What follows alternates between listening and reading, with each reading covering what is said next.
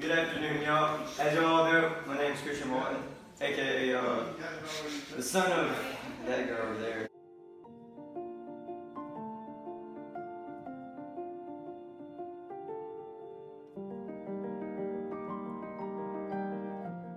So, if y'all don't know, I'm 16. I go to EA for the family members that all forgot because y'all do every year.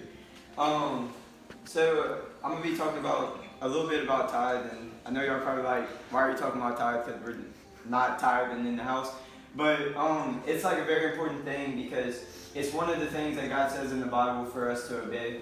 And it's really important. It's a lot more important because like a bunch of people say it's hard to tithe because they may not have a lot of money or they and like tithing isn't exactly giving money, but it's like also giving things like like your time or like your sleep to be able to get closer to God. So in Luke 6:38, it says, "Give, and it will be given to you. A good measure, pressed down, shaken together, and running over, will be poured into your lap. For the measure you use, it will be measured to you. Be measured to you." So it said that's pretty much saying God rewards that obedience, you being obedient to Him and following what He says to do to tithe. But we don't only tithe because for the reward, I guess. We tithe because He's first done so much for us, and we give because He's first given so much to us. He gave His only Son that died on the cross. He gave His prized possession, His only Son, who lived a perfect life, went 40 days fasting in the desert with the devil on his shoulder, tempting Him every second of the way. And he went against the devil with Bible verses every time. And it's crazy. It's like the devil was like, "Jump off the cliff and your angels will catch you." And it's really crazy how great of a God we have. And that kind of goes to Him rewarding our obedience. I remember one time I had $20 in my wallet, and the tithe was coming around. And I knew what I had to do.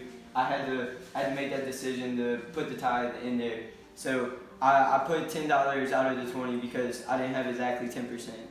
And the next week I went to go cut grass for these people who I cut grass for pretty much all summer. And I usually don't get money from it. I wasn't expecting to get money. I was just going to cut their grass like normal. And they're like, "Hey Christian, you've been doing such a good job. Take this $40.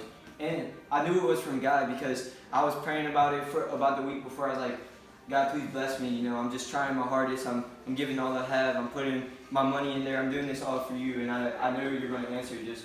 And so I got the $40, and so that like proves it's like it doesn't matter your financial situation. It doesn't matter if you're trying to save money to get your meal. God will come through no matter what. God doesn't not ever come through. God always comes through in every circumstance.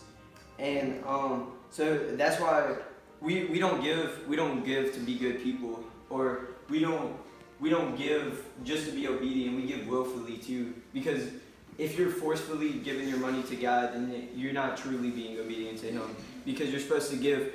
God wants 10% of your money, but 100% of your heart. So if you're not giving 100% of your heart whenever you do tithe, then you're not following Him with a full heart. So in Deuteronomy 12:6-7, this is the Old Testament. It says, "There you must bring your burnt offerings, your sacrifices, 1/10 of your crops and animals, your special gifts, any gifts you promise to Him, any special gift you want to give, and the first animals born in your herds and flocks. You and your families will eat together at a place, and the Lord your God will be there with you. You will enjoy sharing the things you worked for there. You will remember that the Lord your God blessed you and gave you these good things." So that's what we have to remember whenever we go to tithe. God gave us everything we have. He gave us life. He gives us a breath we get to breathe every day, the roof over our heads, the food we get to eat, the money that we have in our pockets. I mean, that's His money. It was His before it was ours. And He knew what our purpose was before we were even brought to this earth or even put in the stomach of our parents. So that's what we have to remember every time we go to tithe. We have to remember that God first had a purpose for us, and He placed us on this earth knowing we weren't going to be perfect people. He knows every mistake we're going to make. He knows every single move we're going to make that's not in His way. But we tithe to Him because He gave us that purpose. He gave us that life. He gave us that opportunity to live a life and be forgiven no matter what we do, no matter what we may have came from, no matter if you came from a background where you barely had anything at all growing up, or you came from a background where you had everything given to you.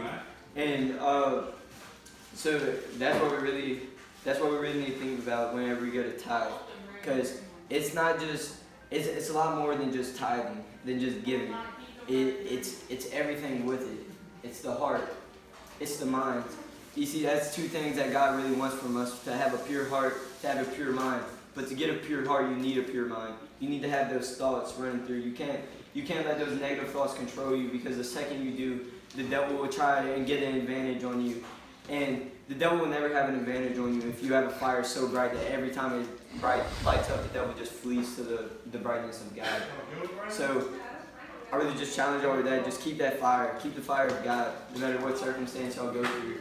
Keep that pure heart, that whole heart for God, to be able to go out there and tithe, to be able to go out there and do things for Him, not just tithing your money, but tithing your time, or giving your sleep up, or doing whatever you have to do to get closer to God, because you can never get close enough. So